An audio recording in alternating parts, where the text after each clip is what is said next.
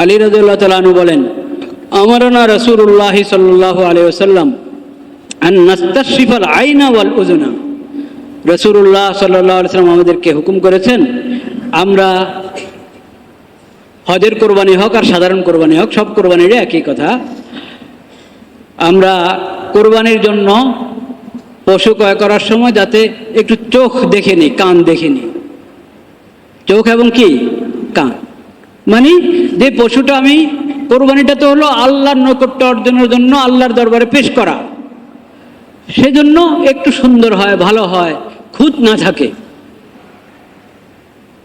নিখুঁত হয় পশুটা, চোখও ভালো, কানও ভালো, হ্যাঁ, এরকম অন্যান্য যেগুলোকে ত্রুটি মনে করা হয়, ওই ত্রুটি মুক্ত যাতে হয় এটার খেয়াল রাখা উচিত। একবারে কম ত্রুটি, সামান্য ত্রুটি, ওটা তো ক্ষমাযোগ্য, তারপরেও ওটা থেকে যদি খুব বেশি কি বলবো, দৃষ্টিশক্তি অনেক দুর্বল, দৃষ্টিশক্তি অনেক দুর্বল এমন পশু, এবং একবারে রোগা, চলতে পারে না, চলতে কষ্ট হয়, এত বেশি দুর্বল যদি হয়, রোগা যদি হয়, সেই পশুও চলে না। আর যা চলতে পারে না, নাকি হাঁটতে পারে না, মানে পায়ের সমস্যা, ল্যাংড়া, ওয়াল আজফা আল্লাতী লা তুনকি, শিং, একবারে শিং যদি গোড়া থেকে উঠে যায়, একটা হলো পশুটা সুস্থ কিন্তু শিং বড় হয় নাই, হয় না এরকম, ওটাতে সমস্যা নেই, কিন্তু যেটা শিং ছিল, শিং পড়ে গেছে, ভেঙে গেছে, এবং ওটার দুর্বলতা তার মধ্যে প্রকাশ পাচ্ছে, এই ধরনের এত দুর্বল পশু কোরবানি হিসাবে পেশ করা ঠিক না আল্লাহর দরবারে। বরং যা প্রত্যেকের নিজ নিজ সামর্থ্য অনুসারে ভালো থেকে ভালো, সুস্থ সবল, ভালো মজবুত পশু কোরবানির জন্য গ্রহণ করবে, তবে সামর্থ্যের ভিতরে, নিজের সামর্থ্যের ভিতরে। এক, দুই নম্বর, আল্লাহকে খুশি করার জন্য, লোক দেখানোর জন্য না, এটা খুব মনে রাখতে হবে। অনেক দামি গরু কিনলাম, কিন্তু কিনেছি কি জন্য, যে দেখো সবাই, সবচেয়ে এবারের বাজারের সেরা গরুটা, হ্যাঁ, সেরা উটটা কে খরিদ করলো, অমুকে খরিদ করলো। এটা অন্যায়। আল্লাহ রাব্বুল আলামিন ইখলাসবিহীন ইবাদত কবুল করেন না। লান ইয়ানালাল্লাহা লুহুমুহা ওয়ালা দিমাউহা ওয়ালাকিন ইয়ানালুহুত তাকওয়া মিনকুম। আল্লাহর কাছে পৌঁছে হলো তাকওয়া, ইখলাস।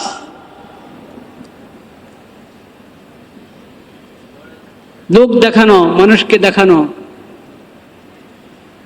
মানুষ যাতে, মানুষের দৃষ্টি আকর্ষণ হয়, তাকিয়ে থাকে সবাই, না, এই ধরনের নিয়ত যদি থাকে এটা ইখলাস পরিপন্থী, এটা রিয়া হয়ে গেল, লৌকিকতা হয়ে গেল, লোক দেখানো হয়ে গেল, ইখলাস হলো না।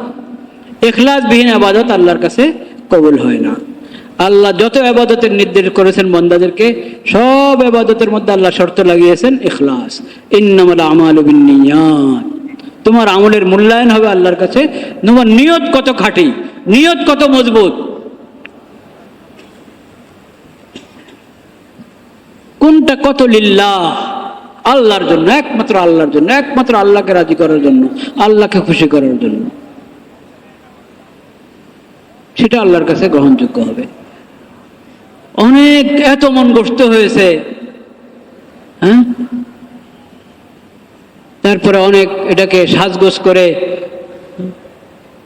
তার দিকে ঘুরালাম, দেখালাম, নাউযুবিল্লাহ, এগুলো কিচ্ছু কাজে আসবে না আল্লাহর কাছে। আল্লাহ এগুলো এভাবে গ্রহণ করেন না। রক্ত লাগিয়ে দেওয়া হলো পশুর গায়ে, আল্লাহর কাছে এগুলো পৌঁছে না। এক এক এলাকায় প্রদর্শনীর জন্য এক এক নিয়ম থাকে, প্রদর্শনীর জন্য,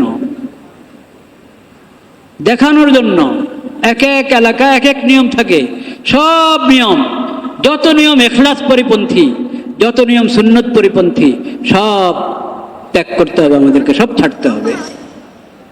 যদি চাই যে এটা এবাদতটা এবাদত হবে, এবাদতটা আল্লাহর কাছে কবুল হবে, তাহলে একমাত্র রাস্তা লৌকিকতা সব কিছু ছাড়তে হবে, প্রদর্শনের যত নিয়ম সব ছাড়তে হবে, একমাত্র আল্লাহকে রাজি খুশি করার জন্য এবাদতটা করতে হবে।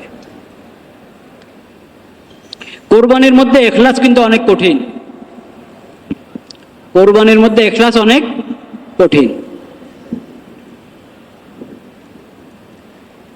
আমার ইখলাস আছে কিনা একটু যাচাই করতে হবে, যাচাই করতে হবে। কোরবানিতে ইখলাস আছে কিনা, এটা শুধু আল্লাহর জন্য হচ্ছে কিনা, না এতে লৌকিকতা ঢুকে যাচ্ছে, এটা যাচাই করার উপায় আছে। যাচাই করার কি আছে? উপায় আছে, যাচাই করতে হবে। কিভাবে যাচাই করব? বিভিন্ন সূত্র আছে। একটা সূত্র, আমার কাছে অনেকে পাওনা আছে, বড় বড় ঋণ, বড় বড় ঋণ আমার কাছে পাওনা আছে, আমি আদায় করছি না, ঋণ আদায় করছি না। কোরবানির পশু খরিদ করার সময় একবারই 2 লাখ 3 লাখ 4-5 লাখ, অথচ মানুষ আমার কাছে পাওনা আছে, ওই পাওনা দিচ্ছি না। আমার সামর্থ্য আছে, ঋণ আদায় করে দেওয়ার সামর্থ্য আছে, আরেকজনের হক আদায় করে দেওয়ার সামর্থ্য আছে, ওইসব হক আদায় করছি না, ঋণ আদায় করছি না। চাচ্ছে তারা, স্মরণ করেই দিচ্ছে, কিন্তু আমি এড়িয়ে যাচ্ছি। আজকে কোরবানির সময় আমি ঠিকই 5-7 লাখ টাকার পশু খরিদ করে নিয়ে আসলাম। এটা কি আসলে ইখলাস আছে? একবারে একিনের সাথে আমরা বলছি না ইখলাস নাই, একিনের সাথে বলছি না, কিন্তু সন্দেহ দরকার কিনা? হওয়া দরকার, তার নিজের সন্দেহ হওয়া দরকার।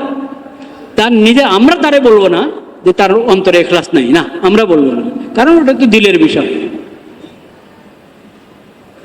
কিন্তু তার এটা ভাবা উচিত যে আমার মধ্যে কি আসলে ইখলাস আছে?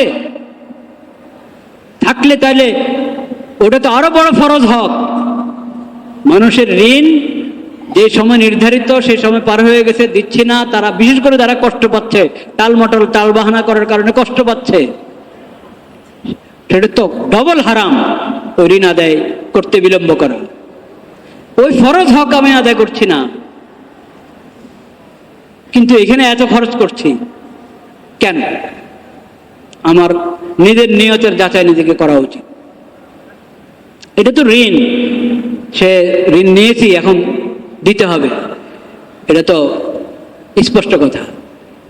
এরকম ভাবে আরো স্পষ্ট কথা, হক, মিরাসের হক, বোনদের হক দেওয়া হচ্ছে না, ফুফুদের হক দেওয়া হচ্ছে না, তাদের হক আদায় করছি না। কিন্তু কোরবানির জন্য আমাকে কেউ কিছু বলতেই হয় না, আমি আগ বেড়েই কোরবানি করি। যদ্দূর আমার উপর ওয়াজিব না, এর চেয়ে আরো বেশি করি, অথচ ফরজ হক আদায় করছি না। মিরাস, দাদার ইন্তেকালের পরে ফুফুরা যেটা পাতো, বাপ চাচাও দেয় নাই, এখন আমরাও দিচ্ছি না, আমরা ভাই বেড়াদাররাও দিচ্ছি না। বাপ ইন্তেকাল করেছে, বোনদেরকে আমরাও দিচ্ছি না, এটা ফরজ হক আদায় করছি না। কোরবানির ব্যাপারে আমি নিজেই দেখি আগ্রহী খুব, আমার সন্দেহ হওয়া উচিত যদি এটা আল্লাহর জন্য হয়ে থাকে, তা আল্লাহর ফরজ হক ওটাও তো, সেটাও তো আদায় করার আমার সামর্থ্য আছে। মিরাজের হক আদায় করার সামর্থ্য কার নাই বলেন? দুনিয়াতে কেউ আছে সম্ভব? ঋণের ব্যাপারে না হতে পারে যে ঋণ নিয়েছে কিন্তু এখন আপাতত ব্যবস্থা নাই, একটু দেরি হচ্ছে, মাপ চেয়ে নেবে তার কাছে, বা একটু সময় দেন। কিন্তু মিরাসের হক বন্টন করতে বিলম্ব হওয়ার ব্যাপারে ওজর হওয়া সম্ভব? সম্ভব না। যা বাবা রেখে গেছে তা, ওটাই তো ভাগ করবা, ওটা তো আছে। আচ্ছা, ব্যাংক থেকে উঠাতে হবে, তো উঠাতে কয়দিন লাগবে? উঠাও, কোনো ওজন নাই। উত্তরাধিকার যেটা মিরাস, ওই মিরাস বন্টনে বিলম্ব করার ব্যাপারে যৌক্তিক ওজোর আপনি দেখাতে পারবেন না, অথচ বছরকে বছর যাচ্ছে, মিরাজ বন্টন করা হচ্ছে না। ওটার জন্য প্রস্তুত হয় না। কুরবানির মধ্যে দেখি একবারে সবার نحمده ونستعينه ونستغفره ونؤمن به ونتوكل عليه. اللهم اجعل صلواتك ورحمتك وبركاتك على سيد المرسلين وإمام المتقين وخاتم النبيين محمد عبدك ورسولك إمام الخير وقائد الخير ورسول الرحمة. اللهم ابعثه مقاما محمودا يغبطه به الأولون والآخرون. أعوذ بالله من الشيطان الرجيم. بسم الله الرحمن الرحيم. قل إنني هداني ربي إلى صراط مستقيم دينا قيما ملة إبراهيم حنيفا. صدق الله مولانا العظيم وصدق رسوله النبي الكريم ونحن على ذلك من الشاهدين والشاكرين والحمد لله رب العالمين. এখন যে চন্দ্রমাস চলছে জুলকাদা প্রায় শেষের দিকে। আগামী জুমা জুলকাদমার যদি 29 হয় তাও আগামী জুমা জুলহজ মাসের হবে, 30 হলেও আগামী জুমা জুলহজ মাসের হবে ইনশাআল্লাহ। সেজন্য জুলহজ সম্পর্কে কিছু জরুরি কথা আলোচনা হলে ভালো হয়। জুলহজ মাসের প্রথম 10 দিন 10 রাত, পুরো মাসেই সম্মানিত মাস, কিন্তু বিশেষভাবে প্রথম 10 দিন প্রথম 10 রাত অনেক গুরুত্বপূর্ণ, ফজিলতপূর্ণ এবং বরকতপূর্ণ। সূরাতুল হজের মধ্যে আল্লাহ রাব্বুল আলামিন বলেছেন, লিয়াশহাদু মানাফিআ লাহুম ওয়া ইয়াযকুরু ইসমাল্লাহ ফি আইয়ামিন মা'লুমাত আলা মা রাযাকাহুম মিন বাহীমাতিল আন'আম।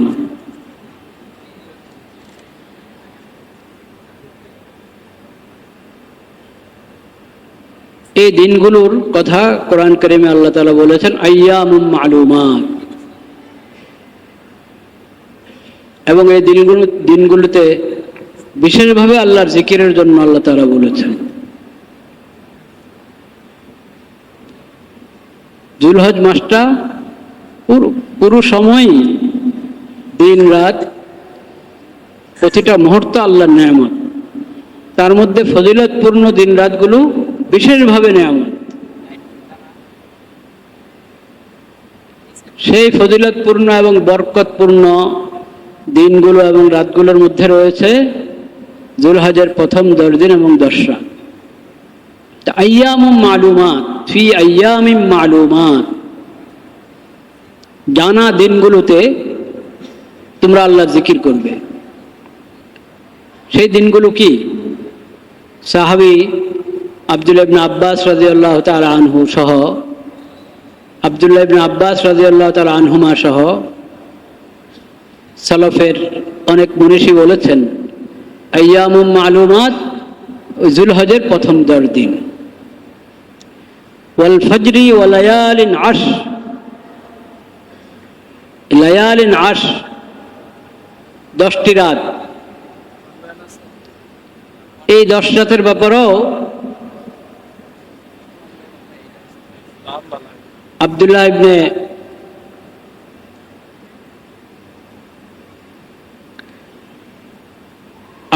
আব্বাস রাদিয়াল্লাহু তাআলা আনহুমার শাগরিদ ইকরামা থেকে বর্ণিত লায়ালিন আশ, এই 10টি রাত বলতে যুলহজের 10 রাত। তো এই দিনগুলো, এই রাতগুলো অনেক গুরুত্বপূর্ণ। সহিহ বুখারীর মধ্যে আব্দুল্লাহ ইবনে আব্বাস রাদিয়াল্লাহু তাআলা আনহুর মাধ্যমে নবী করিম সাল্লাল্লাহু আলাইহি সাল্লামের বাণী, মাল আমালু ফি আইয়ামিল আশরি আফজালু মিনাল আমালি ফি হাদিহি, ক্বালু ওয়ালাল জিহাদ, ক্বালা ওয়ালাল জিহাদ ইল্লা রাজুলুন খারাজা ইউখাতিরু বিনাফসিহি ওয়া মালিহি ফালাম ইয়ারজি' বিশাইইন।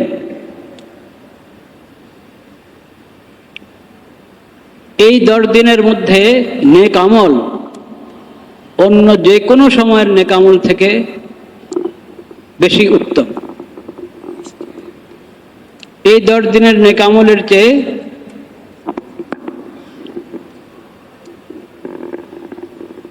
এই 10 দিন যে নেক আমল, মাল আমালু ফি আইয়ামিল আশ আফজালু মিনাল আমালি ফি হাদিহি, ক্বালু ওয়ালাল জিহাদ, ক্বালা ওয়ালাল জিহাদ ইল্লা রাজুলুন খারাজা ইউখাতিরু বিনাফসিহি ওয়া মালিহি ফালাম ইয়ারজি' বিশাই। এই 10 দিনের যে বিশেষ আমল, এই আমল অনেক গুরুত্বপূর্ণ, অনেক ফজিলতপূর্ণ।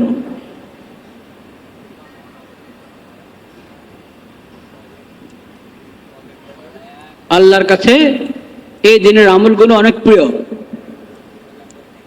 কি কি আমল? এক তো যুলহজ মাসে হজের আমল, যারা হজে গেলেন তাদের জন্য ওমরা এবং হজের আমল। আর পুরো মুসলিম উম্মতের জন্য যেখানেই থাকুক না কেন তাদের জন্য কোরবানির আমল। এই দুটা আমল এমন যে এটা যুলহজ মাস ছাড়া অন্য কোনো মাসে সম্ভব না। হজটা, ওমরা তো বছরের যে কোনো সময় হতে পারে, খালি হজের যে 5 দিন, 5 দিন ছাড়া। কিন্তু হজ তো যুলহজে হবে, কোরবানি তো যুলহজে হবে। এই সময়ের যে আমল, এই আমলের চেয়ে উত্তম কোনো আমল হতে পারে না। এই দিনগুলোর জন্য, এই দিনগুলোর নির্ধারিত আমল, ওটাই বরকতপূর্ণ এবং ফজিলতপূর্ণ। এই আমল বাদ দিয়ে অন্য আমল, ওটা ফজিলতপূর্ণ হতে পারে না।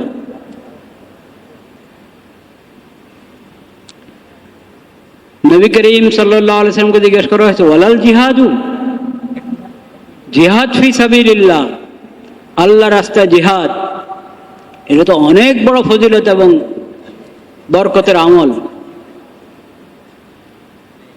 সেই জিহাদের আমলও কি এই দিনের আমলগুলো থেকে উত্তম হবে না? নবী করিম সাল্লাল্লাহু আলাইহি ওয়াসাল্লাম বলেছেন যে না, হবে না।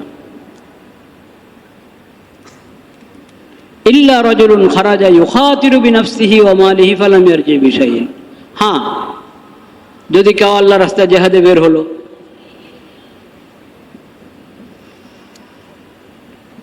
জান মাল নিয়ে জিহাদে বের হয়েছে, আর সে ফিরে নাই, তার মালও ফিরে নাই, তার জানও ফিরে নাই, অর্থাৎ সে আল্লাহর রাস্তায় শহীদ হয়ে গিয়েছে।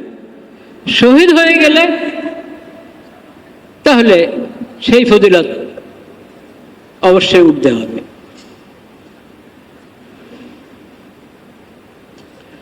তো সময়ের একটা দাবি আছে, যে সময় আল্লাহ রাব্বুল আলামিন যে ইবাদত রেখেছেন ওটার অনেক গুরুত্ব। এক তো এই আমলগুলো, আর একটা আমল যেটা সব সময় প্রযোজ্য, সব সময়ের আমল, কিন্তু এই দিনগুলোতে ওই আমলের গুরুত্ব বেশি আল্লাহর কাছে।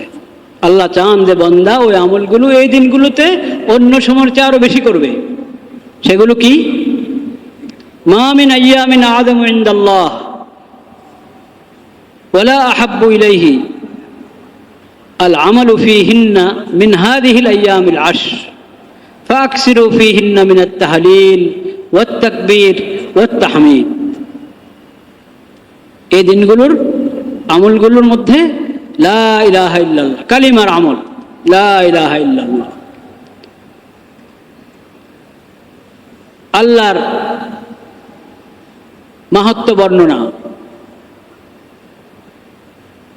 আল্লাহু আকবার, আল্লাহু আকবার, আল্লাহর প্রশংসা, আল্লাহর শুকর আদায়, আলহামদুলিল্লাহ, আলহামদুলিল্লাহ। এই দিনগুলোতে তোমরা এই জিকিরগুলো বেশি করো, এই জিকিরগুলো বেশি করো। সেই জিকিরগুলো মিলিয়ে হলো এই যে তাকবীরে তাশরিক, যেটাকে আমরা বলি আল্লাহু আকবার, আল্লাহু আকবার, লা ইলাহা ইল্লাল্লাহু, আল্লাহু আকবার, আল্লাহু আকবার ওয়া লিল্লাহিল হামদ, আল্লাহু আকবার, আল্লাহু আকবার, লা ইলাহা ইল্লাল্লাহু, আল্লাহু আকবার, আল্লাহু আকবার ওয়া লিল্লাহিল হামদ। এই তাকবীর এই 10 দিনের মধ্যে বেশি বেশি এই আমলটা করা দরকার।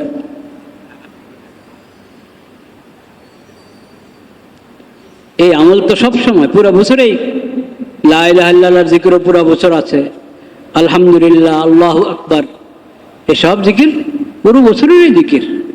কিন্তু একসাথে এই তাকবীরে তাশরিকটা, এটার বিশেষ সময় হলো এই 10 দিন।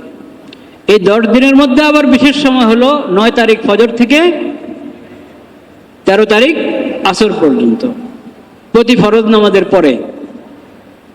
আল্লাহু আকবার, আল্লাহু আকবার, লা ইলাহা ইল্লাল্লাহু, আল্লাহু আকবার, আল্লাহু আকবার ওয়া লিল্লাহিল হামদ। ফরজ নামাজের পরে একবার এই তাকবীর আদায় করা ওয়াজিব, সে তো আছে, ওটা তো বিশেষ বিধান। কিন্তু ওটা ছাড়াও এই দিনগুলোতে যত পারি এই আমল করব। আল্লাহু আকবার, আল্লাহু আকবার, লা ইলাহা ইল্লাল্লাহু, আল্লাহু আকবার, আল্লাহু আকবার ওয়া লিল্লাহিল হামদ, আল্লাহু আকবার, আল্লাহু আকবার, লা ইলাহা ইল্লাল্লাহু, আল্লাহু আকবার, আল্লাহু আকবার ওয়া লিল্লাহিল হামদ। এই আমলটা কিন্তু কম আমাদের মধ্যে। এই আমলটা ঈদের দিন কিছু হয়, ঈদ উল ফিতর, ঈদ উল আজহা, দুই ঈদের মধ্যেই তাকবীরে তাশরিকের আমল আছে। ঈদের দিন 9 তারিখ ফজর থেকে আসর, ওটা একটা ওয়াজিব আমল। এছাড়া তাকবীরে তাশরিকের আমল 10 দিন, যে কোনো সময়, যে কোনো সময়, ঘরে আছি, ঘর থেকে বের হয়েছি, বাজারে গিয়েছি, সব জায়গায়, কোনো দোকানে গেলাম, সেখানেও আল্লাহু আকবার, আল্লাহু আকবার, লা ইলাহা ইল্লাল্লাহু, আল্লাহু আকবার, আল্লাহু আকবার ওয়া লিল্লাহিল হামদ, আল্লাহু আকবার, আল্লাহু আকবার, লা ইলাহা ইল্লাল্লাহু, আল্লাহু আকবার, আল্লাহু আকবার ওয়া লিল্লাহিল হামদ।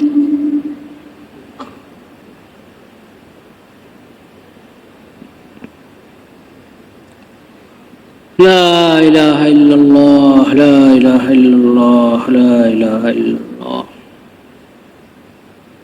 ইনশাআল্লাহ আরাফার দিন, মানে 9 যুলহজ এবং 10 যুলহজ সম্পর্কে সামনের জুমা আল্লাহ হায়াতে রাখলে ইনশাআল্লাহ কিছু আলোচনা হবে। আজকে নগদ যে কথাগুলো বলা দরকার মনে হচ্ছে, সেগুলো আমরা কিছু আলোচনা করব ইনশাআল্লাহ।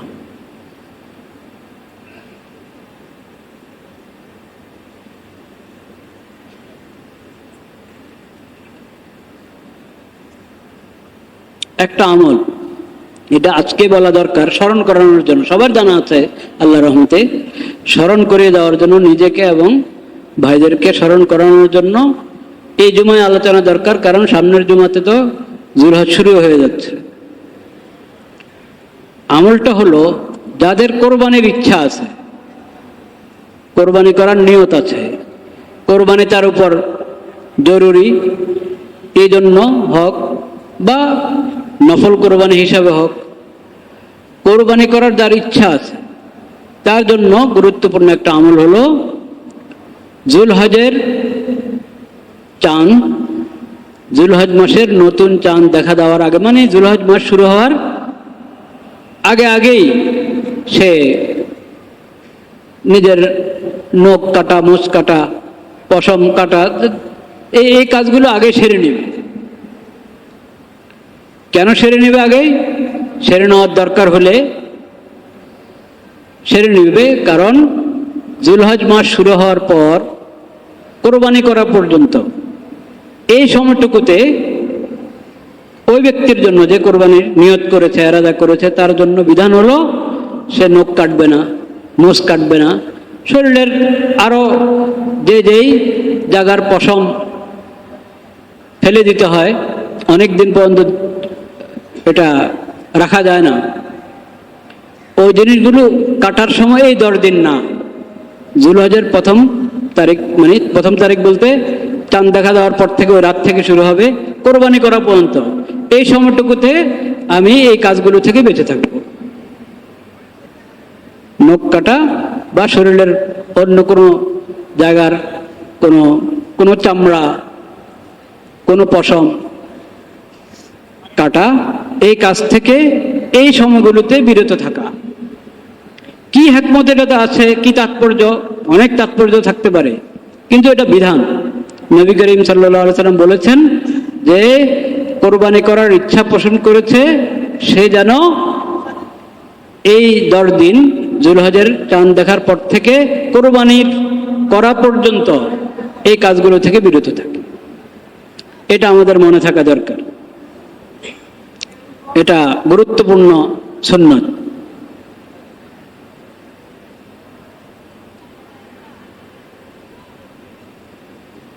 তো এখন আমরা সবাই মশলা জানি, নখ অনেক বড় হয়ে গেলে সুন্দর, ভালো, নখ বড় হয়ে গেলে হ্যাঁ যে জিনিসগুলো কেটে ফেলতে হয় ওগুলো তো বেশি বড় করা যায় না। মানে আগে থেকে এতদিন খেয়াল করি নাই, এখন যখন খেয়াল করলাম যুলহজ শুরু হয়ে গেছে, তো 10 দিন পরে আবার কাটতে হবে, তখন একটু অসুন্দর হতে পারে। হ্যাঁ, সেজন্য এটা হলো ওই আমলটার জন্য এই কথা, না যে ওই বিধানের অংশ না। এটা ওই বিধানটার উপর আমল করতে গেলে আমার সাধারণ যে বিধান, সেই বিধানের উপর আমি আগে আমল করলেই তো ওই বিধানের উপর আমল করাটা কি হবে, সহজ হবে। সেজন্য স্মরণ করে দিলাম। আরেকটা কথা, যে কোরবানি করবে না, সামর্থ্য নাই, এই কারণে কোরবানি করবে না। যে কোরবানি করবে না সেও যদি এই আমলটা করে, অন্যরা যেরকম কোরবানি করার পর তার নখ কাটলো, অন্যান্য পশম যা কাটার কাটলো, এও যদি এটা করে, যে কোরবানি করছে না সেও যদি এই কাজটা করে, তাহলেও সে সওয়াব পাবে। এবং হাদিস শরীফে আছে যে ওই ব্যক্তি কোরবানির সওয়াব পাবে।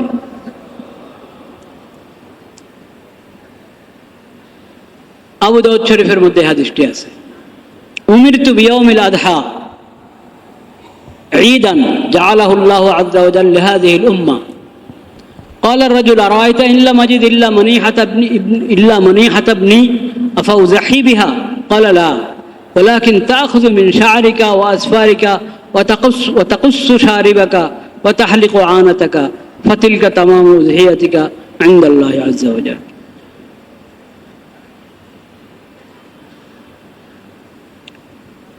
لا إله إلا الله، لا إله إلا الله।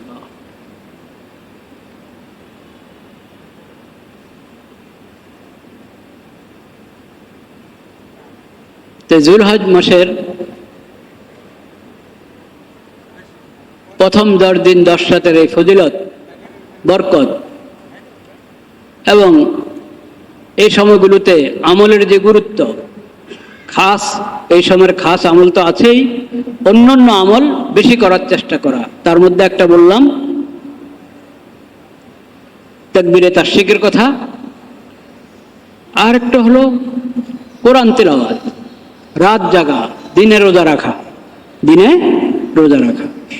বিশেষ করে যুলহজের 9 তারিখের রোজা, যুলহজের 9 তারিখের রোজা।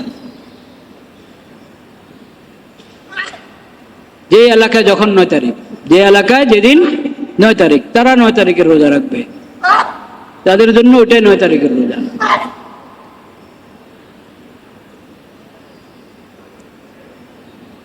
আল্লাহ রাব্বুল আলামিনের কুদরত এটা, যে চাঁদ পুরো পৃথিবী থেকে এক সময় দেখা যায় না।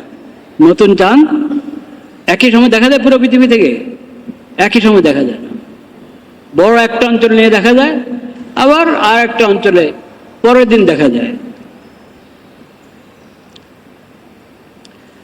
নবী করিম সাল্লাল্লাহু আলাইহি সাল্লামের জমানায়, সাহাবায়ে কেরামের জমানায় 1700 বছর পর্যন্ত প্রত্যেকে যার যার দেখা হিসাবে কি করেছে?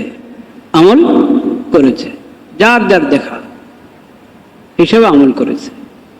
এমনকি কাছাকাছি জায়গাতেও এক জায়গায় আরেক জায়গার খবর পায় নাই, তখনও নিজ নিজ দেখা হিসাবে করেছে। যদিও কাছাকাছি জায়গায় সংবাদ পেয়ে গেলে, প্রমাণিত হয়ে গেলে তারা একই তারিখে করবে, কিন্তু দুনিয়ার এক মাথা থেকে আরেক মাথা সবাই একই দিনে করবে রোজা ঈদ,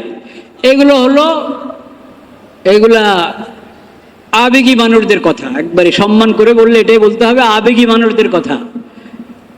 এগুলো শরীয়তের মাসালা না। তাদের আবেগ এত কঠিন, পুরা দেশ একদিকে, তারা আরেক দিকে দেখবেন। এবং পত্রিকাওয়ালারাও কেন জানি ওগুলো খুব প্রচার করে, আজকে এত গ্রাম ঈদ হচ্ছে, দেশে চলছে রোজা, আর ওনারা পত্রিকা ছাপাচ্ছেন আজকে এত গ্রাম ঈদ হচ্ছে, দেশের এতগুলো গ্রামে এত অঞ্চলে ঈদ হচ্ছে। এমনকি ঢাকাতেও কমিউনিটি সেন্টার ভাড়া করে ঈদ করা হচ্ছে। এগুলো সাংবাদিকরা খুব প্রচার করে, কেন জানি খুব মজা পায় এটাতে।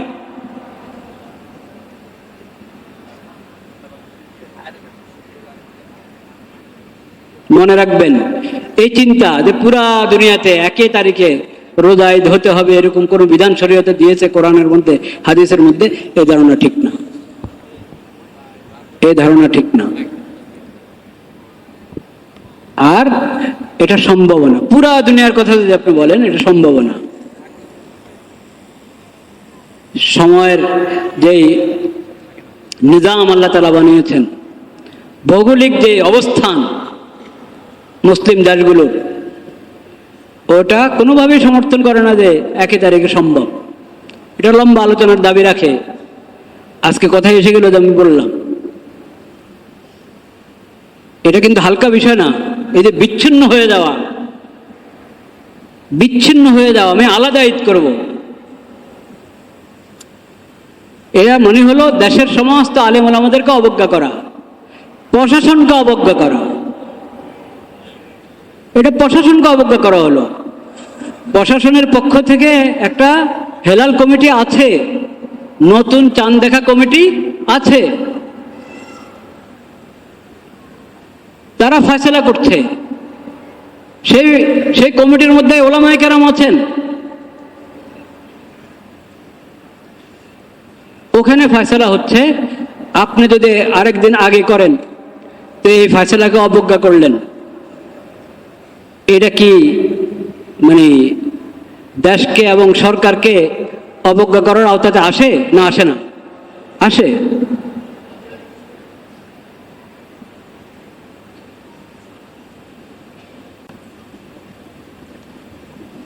এটা বুঝতে হবে বিষয়টা।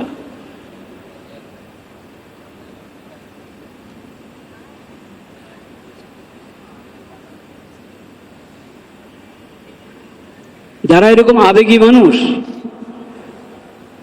তাদের আচরণটাও দেখার মতো। এই 2-3 বছর আগে কি ঘটেছে,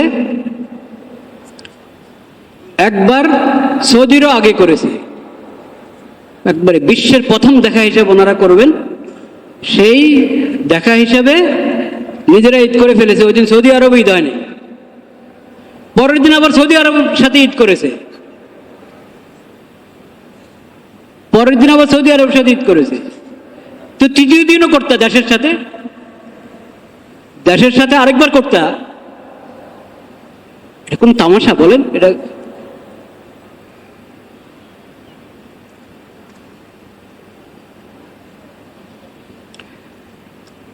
তো নিজের কাছে কোনটা ভালো লাগে? আবেগ। একজন আছেন খালি বিজ্ঞানের কথা বলেন, বিজ্ঞান কি বলে? যদি জ্যোতির্বিজ্ঞান সম্পর্কে ওনার ভালো ধারণা থাকতো, উনি কখনো পুরো বিশ্বে একই দিনের রোজা ঈদের কথা বলতেন না। কিন্তু খালি বিজ্ঞান বলে, আর বিজ্ঞান বলে সারা বিশ্বে একই দিনের রোজা ঈদ করতে হবে। উনি একজন বিজ্ঞানী, উনি মশালা দিচ্ছেন। আর একজন কিসের কি প্রকৌশলী জানি, বিদ্যুৎ বিষয়ের মনে হয়, উনিও বই লিখছেন সারা বিশ্বে একই দিনে করো। তো এরা তো আজকাল বলে, এটা 1928 সর্বপ্রথম এই দেশে যদ্দূর জানা গেছে 1928 শুরু করেছে। হাজীগঞ্জ, চাঁদপুর হাজীগঞ্জের সাদরা গ্রামে এসাক সাহেব নামে একজন ছিলেন, ফুরফুরার ধারার একজন ব্যক্তি, মৌলানা ইসাক সাহেব, উনি এটা শুরু করেছেন। সে যে সময় রেডিও আবিষ্কার হয় না তখন তখন শুরু করেছে, দেশবাসীর আগে করবে।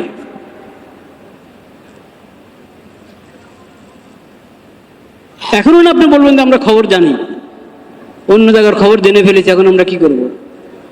আরাফা আমাদের এখানে 8 যুলহজ্জা চলছে আর হাজিরা আরাফাতে অবস্থান করছে।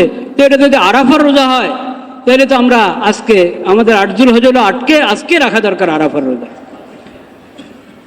আরাফার দিন মানে হলো 9 যুলহজ। আরাফার দিন মানে কি? 9 যুলহজ। ওখানে 9 যুলহজ তারা আরাফার উকুফে আরাফার দায়িত্ব ফরজ আদায় করছে। আপনার এখানে 9 যুলহজ হয় নাই, আপনার এখানে যখন 9 যুলহজ হবে তখন আপনি 9 যুলহজের রোজা রাখবেন। লা ইলাহা ইল্লাল্লাহ।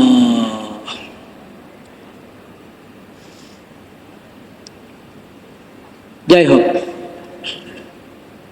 এটা বলার আজকে আমার ইচ্ছা ছিল না, প্রসঙ্গক্রমে কথাটা এসেছে।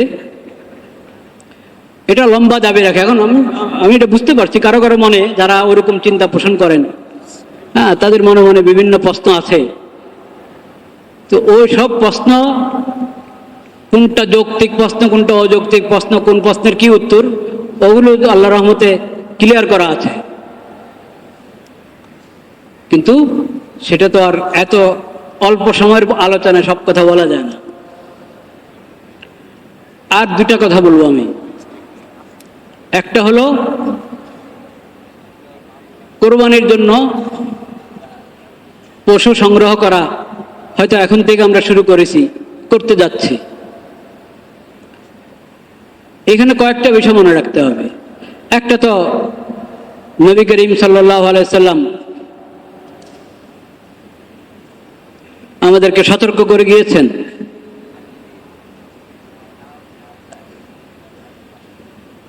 আলী রাদিয়াল্লাহু তাআলা আনহু বলেন, আমারানা রাসূলুল্লাহ সাল্লাল্লাহু আলাইহি ওয়াসাল্লাম আন নাস্তাশরিফাল আইনা ওয়াল উযুনা।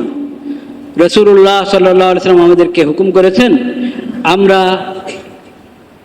হজের কোরবানি হোক আর সাধারণ কোরবানি হোক, সব কোরবানির একই কথা, আমরা কোরবানির জন্য পশু ক্রয় করার সময় যাতে একটু চোখ দেখে নি, কান দেখে নি।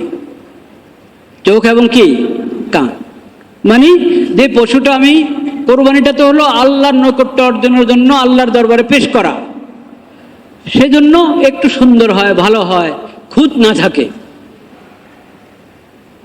নিখুঁত হয় পশুটা, চোখও ভালো, কানও ভালো, এরকম অন্যান্য যেগুলোকে ত্রুটি মনে করা হয়, ওই ত্রুটি মুক্ত যাতে হয় এটার খেয়াল রাখা উচিত। একবারে কম ত্রুটি, সামান্য ত্রুটি, ওটা তো ক্ষমাযোগ্য। তারপরেও ওটা থেকে যদি খুব বেশি কি বলবো,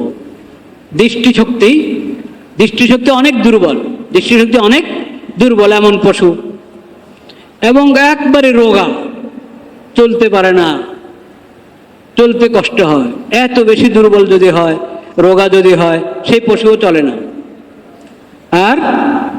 আর যা চলতে পারে না, নাকি হাঁটতে পারে না, মানে পায়ে সমস্যা, ল্যাংড়া, ওয়াল আজফা আল্লাতী লা তুনকি, শিং, একবারে শিং যদি গোড়া থেকে উঠে যায়। একটা হলো পশুটা সুস্থ কিন্তু শিং বড় হয়নি, হয় না এরকম, ওটাতে সমস্যা নেই। কিন্তু যেটা শিং ছিল, শিং পড়ে গেছে, ভেঙে গেছে,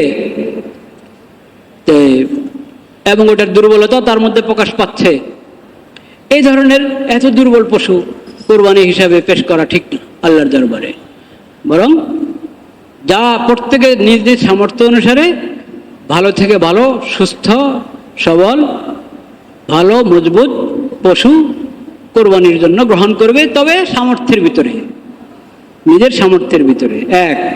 2 নম্বর, আল্লাহকে খুশি করার জন্য, লোক দেখানোর জন্য না। এটা খুব মনে রাখতে হবে। অনেক দামি গরু কিনলাম, কিন্তু কিনেছি কি জন্য? যে দেখো সবাই, সবচেয়ে এবারের বাজারের সেরা গরুটা, হ্যাঁ, সেরা উঁটটা কে খরিদ করলো? অমুকে খরিদ করলো। এটা অন্যায়। আল্লাহ রাব্বুল আলামিন ইখলাসবিহীন ইবাদত কবুল করেন না।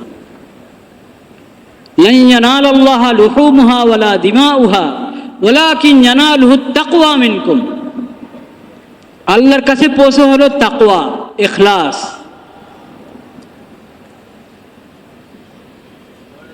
লোক দেখানো, মানুষকে দেখানো,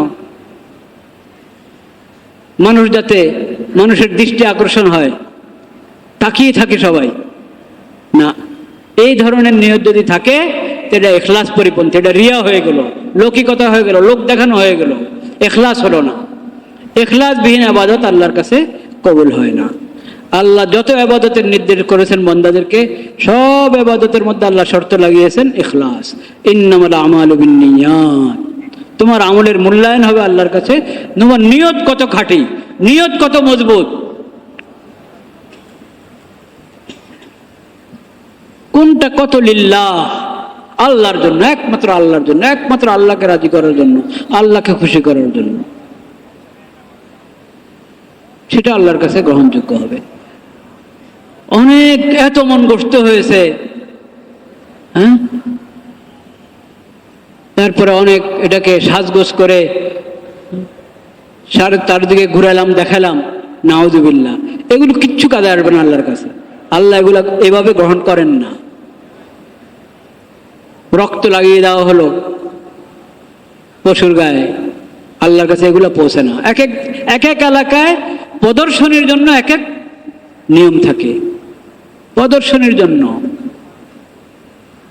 দেখানোর জন্য এক এক এলাকায় এক এক নিয়ম থাকে।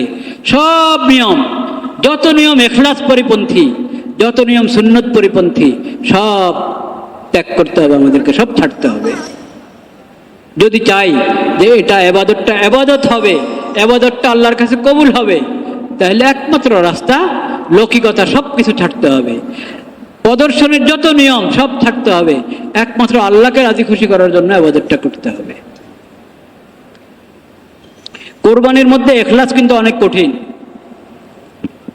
কোরবানির মধ্যে ইখলাস অনেক কঠিন।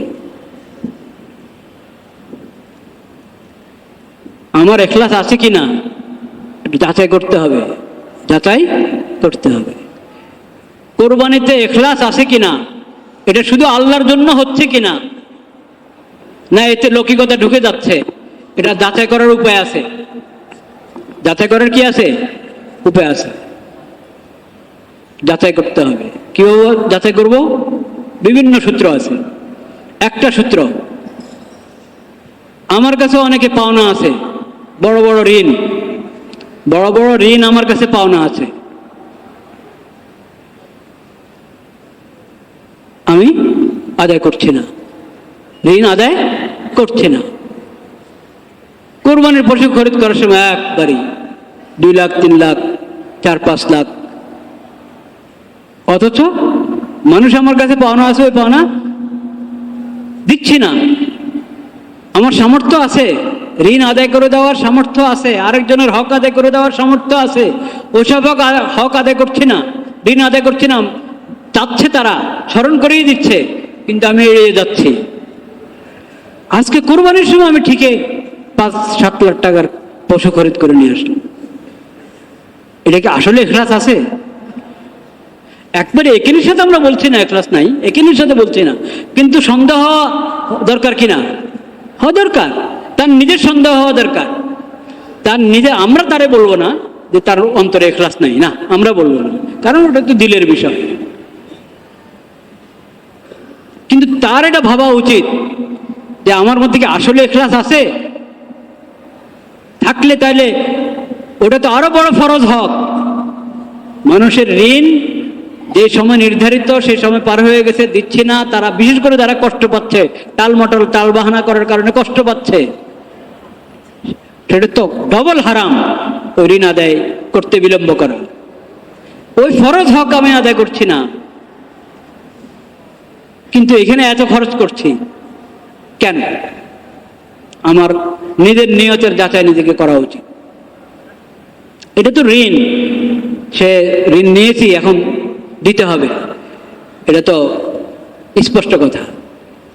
এরকম ভাবে আরো স্পষ্ট কথা, হক, মিরাসের হক, বোনদের হক দেওয়া হচ্ছে না, ফুফুদের হক দেওয়া হচ্ছে না, তাদের হক আদায় করছি না। কিন্তু কোরবানির জন্য আমাকে কাউ কিছু বলতেই হয় না, আমি আগ বেড়েই কোরবানি করি। যদ্দূর আমার উপর ওয়াজিব না, এর চেয়ে আরো বেশি করি, অথচ ফরজ হক আদায় করছি না। মিরাস,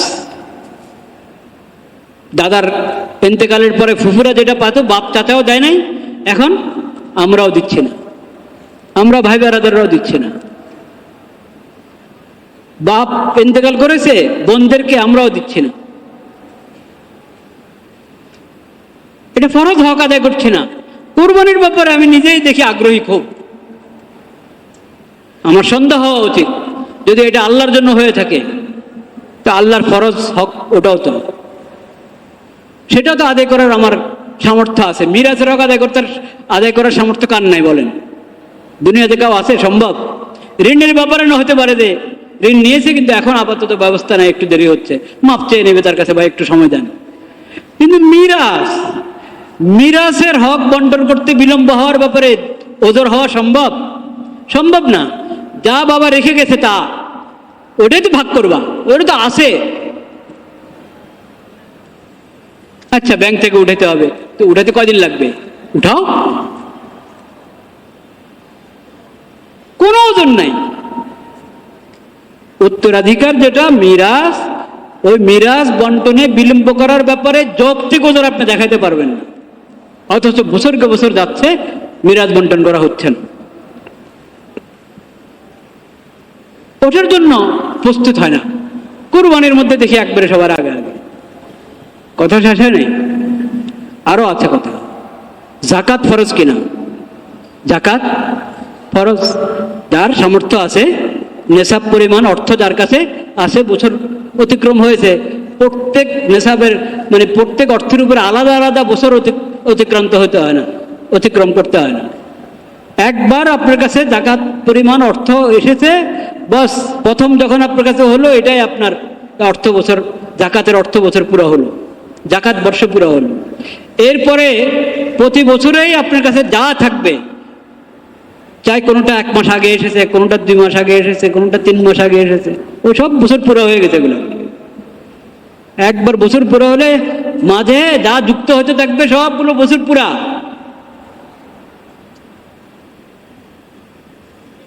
জাকাত যোগ্য যা যুক্ত হচ্ছে সবগুলো বছর হয়ে যাচ্ছে। তা আপনি জাকাত দিবেন প্রতি বছর, সামান্য জাকাত, কত ভাগ? 2.5 ভাগ, শতকরা 2.5% মাত্র।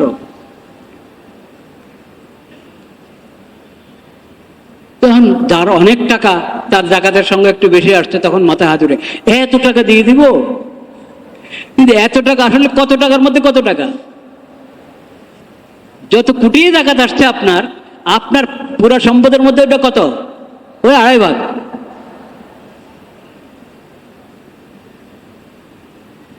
জাকাত আদায় করছে না, বছরকে বছর পার হয়ে যাচ্ছে, জাকাত আদায় করা হচ্ছে না। হয়তো নামে মাত্র আদায় করা হয়, যথাযথ হিসাব করা হয় না, আর না বিলকুল আদায় করছে না, বছরকে বছর পার হয়ে যাচ্ছে। কিন্তু কোরবানি মিস হয় না। তো জাকাতও তো আল্লাহর হক, কোরবানি যেমন আল্লাহর হক, জাকাত আল্লাহর হক কিনা? কোনটা বড়? জাকাত বড়, জাকাত বড়। কোরবানি তো ফরজ না, কোরবানি করা তো ফরজ না, কিন্তু জাকাত করা, আদায় করা কি ফরজ। কোরবানি তো ওয়াজিব, এমনকি অনেক ইমাম সুন্নাত বলেছেন, সুন্নতে মুআক্কাদা।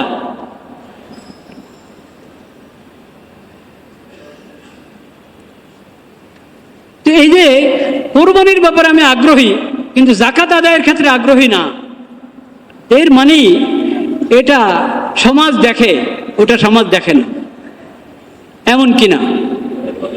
যদি এমন হয়ে থাকে তাহলে আমাকে নিজের নিয়তের খোঁজ লাগানো দরকার কিনা, নিয়ত যাচাই করা দরকার। সেজন্য বলছিলাম যে কোরবানির ব্যাপারে নিজের নিয়ত এবং ইখলাস কতটুকু আছে ওটা খুব ভালোভাবে আমরা যাচাই করার চেষ্টা করবো ইনশাআল্লাহ। আল্লাহ তৌফিক দান করেন। আর একটা কথা বলে শেষ, সেটা হলো কোরবানি তো করবো, কোরবানি তো করবো, কোরবানির মাসলা মাসাইল আমরা অনেক কিছু জানি, আর ওলামায়ে কেরামের কাছ থেকে শিখে নেব, এই বিষয়ে নির্ভরযোগ্য কোনো কিতাব থেকে শিখে নেব। কিন্তু যে কথাটা আমি আগে আগে স্মরণ করে দিতে চাচ্ছি সেটা হলো পরিষ্কার পরিচ্ছন্নতা। কি পরিষ্কার পরিচ্ছন্নতা? এক সপ্তাহ আগে আমি কোরবানির পশু ক্রয় করে সংগ্রহ করে নিয়ে আসলাম, কেউ 5 দিন আগে, কেউ 10 দিন আগে, 20 দিন আগে, কেউ আরো আগে আনে। এখন কোরবানি পর্যন্ত এই 2-4 দিন, এক সপ্তাহ, পরিবেশটা পরিষ্কার পরিচ্ছন্ন রাখা আমার দায়িত্ব কিনা? কোরবানির পশুটাকে যেরকম যত্ন নেওয়া, পশুর যত্ন নেওয়া, পশুকে পরিষ্কার রাখা,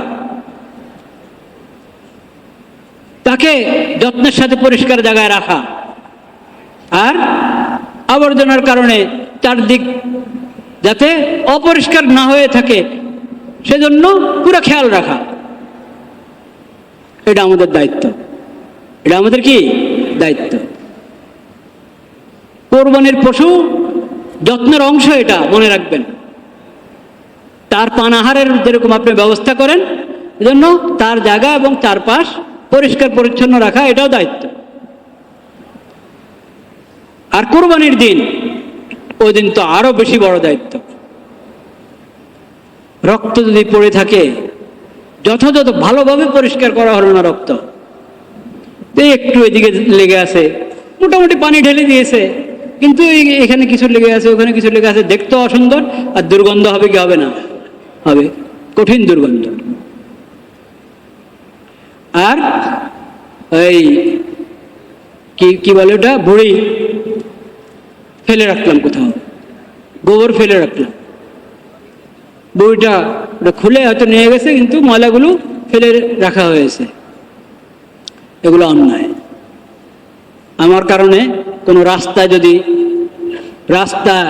মানুষ দুর্গন্ধ পেল, হাঁটার সময় রাস্তায় মানুষ গোবর পাড়াইতে হলো, কারো জুতা লাগলো, কারো পায়ে লাগলো,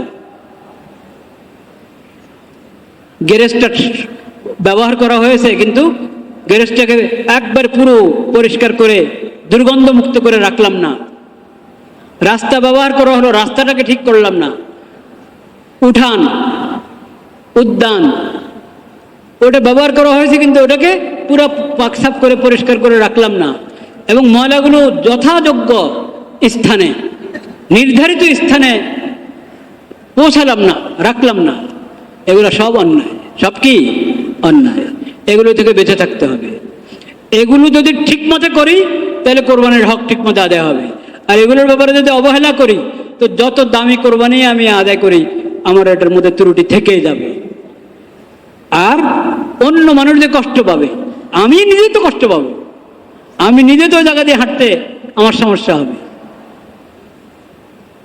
এই যে কষ্ট পাচ্ছি, নিজে কষ্ট পাচ্ছি, আরেকজনকে কষ্ট দিচ্ছি, এটা গুনাহ কিনা? গুনাহ, এটা পাপ। তো করলাম একটা নেক আমল আল্লাহকে খুশি করার জন্য, কিন্তু ওই আমলের আগ পরে যা করা উচিত ছিল তা না করার কারণে মানুষ কষ্ট পাচ্ছে, আমি কষ্ট পাচ্ছি, চারপাশের লোকেরা কষ্ট পাচ্ছে, পথচারীরা কষ্ট পাচ্ছে। এইভাবে যে আমি আল্লাহকে নারাজ করলাম, তো আল্লাহর নৈকট্য অর্জনের জন্য যে আমল করলাম সে আমলে কতটুকু পেলাম, আর এই গুনাহ করে কতটুকু হারালাম, ওটা যোগ বিয়োগ করা দরকার আছে কিনা? আল্লাহ তাআলা আমাদেরকে সমঝ দান করেন। ওয়া আখিরু দাওয়ানা আলহামদুলিল্লাহি রাব্বিল